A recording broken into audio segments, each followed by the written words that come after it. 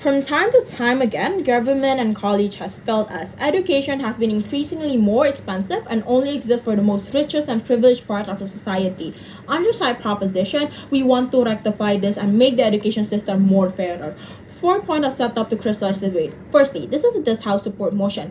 Under our side, we need to prove to you why supporting this motion will bring more accessibility in the education system we know right now compared to the status quo that already exists. Second point, I think it's important to contextualize why are we talking about tertiary education. We think it's on broadly three reasons. Because A, tertiary education is not compulsory, but B, because tertiary education requires for you to be more selective as a student. Because the college you're going to choose depends on what major you want, on how quality the major you want is in that school. That's why people are more and more selective. But see, we think also it's important to note that the college or student who are probably looking for tertiary education are not middle child too, but rather they're 18-year-old plus who already have the capability, for example, to do social interaction. That's why they don't need to learn all over again, like what they did in primary school. Moving on, thirdly, who are the actors that we're talking about this debate? We think broadly there's four important actors that is interconnected. We think A, college, B, government, C, parents, and then lastly, student. I want to know that the most important and vulnerable actor in this debate is the student because their future is dependent on what school they get into, and ultimately this future is dependent on how accessible this education is for their social status. We think both sides need to focus on that. And then lastly, on to my last point, 5 points of mechanization under our side of the house. A, we acknowledge that there's a big change. That's why we're gonna create a deadline and do it gradually. For example, we're just gonna stop accepting students doing in learning and start really all on permanent on 2028. That's gonna give gap, for example, all college to make sure that they already have planned to do this permanent move to online tertiary learning. But B, there's gonna be a constant teamwork also to make standardization for tertiary education better, i.e. building different platforms or maybe different kind of way to teach certain practical skill, i.e. flight simulator, or maybe working with clinic around the globe to make there's a certified local center for students to actually ask help also when they are learning. This means there's a, for example, standardization of quality. But C, we think there's also going to be infrastructure infestation to make this Wi-Fi more accessible and so far because it's needed.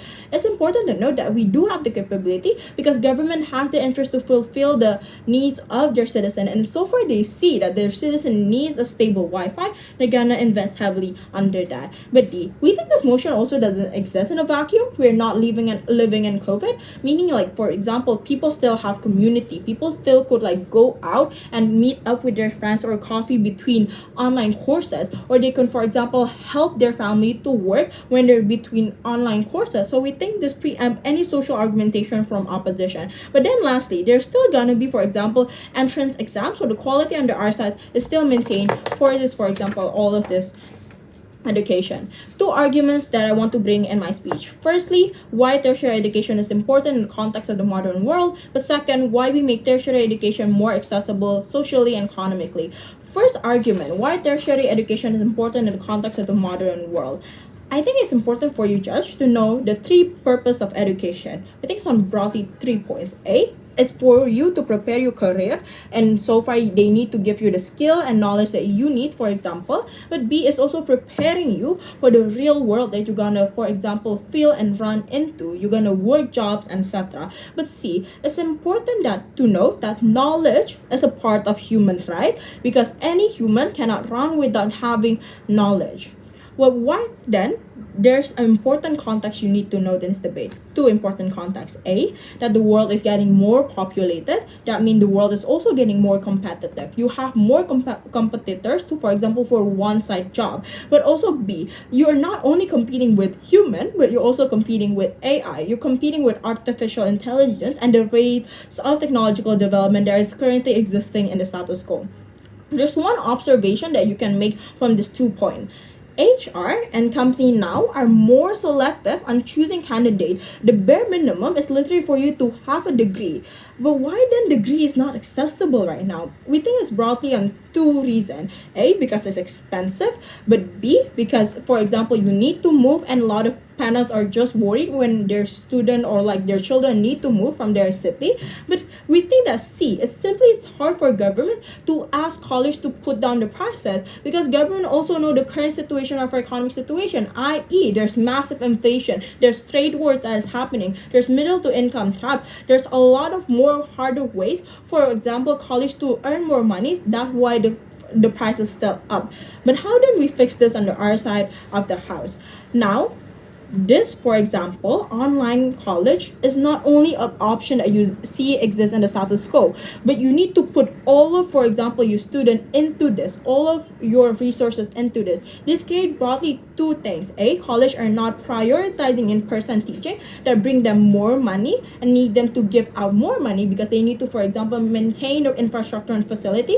But B, there's now less uses of money for things like facility. Exactly. What does this lead to? Exactly, this lead to a better quality of online learning and lower prices, because now there are less, for example, externality factors that you need to be accounting, for example, facility, or maybe, for example, night shift and etc. What does this mean? This means inherently there's more people who can access this tertiary education. I want to highlight the importance of this argument, Judge, because we told you not only education is a right for people, but also a necessity for them to have education, to strive and break the poverty chain that exists under the world that we're living right now. For opposition to tackle this argument, they need to prove why it is not a right and it's not a necessity for the current student that we have under our world to achieve this kind of tertiary education. Done with my second argument, moving on to the second argument, why we make tertiary education more accessible and socially, economically. One important context under this argument, tertiary education look like young people moving from one place to another place, i.e. you see a lot of students moving all across Java or all across Indonesia to only go to Depok to attend Universitas Indonesia. Why is this context important? Because for a reason. A, because that means it's expensive for you to go to tertiary education, both from college and student to accommodate this kind of movement. But B, students from outside need to work also, because presumably they don't have that enough money. They need to buy a housing, unlike the other student who probably already live in a certain area. This means students need to put out more money. But see, parents going to be more opposed because parents are scared if there's, like, for example, child move outside. But D, this disproportionately harm vulnerable individual, i.e. women and disabled person who are unable to go outside because the social norm asks them to not do and to focus to their certain, like, only home and not go outside. How do we change this under our side? We think under our side of house, then this thing gonna be more accessible, because now you make parents are more, for example, sure that it's okay for them to put their children into college, because they still could have their children next to them, helping them to do certain stuff and do certain business, and they're not worried thinking about what might happen to their children. And but B, that means parents also put less money into these children because there's less, for example, money they need to put out. We think this become a preferable choice for all parents. And then C, we think that means gender norm gonna shift under our side, because that means women who want to study, for example, tertiary education have an option now without being, for example, told ungrateful. And then lastly, we think there's also healthier social interaction, because now you can choose who you want to interact with without the social hierarchy of mega city or people from rural area. We think under the side of economically, under the metric of socially, and under the metrics of principally, proposition we're very proud to propose.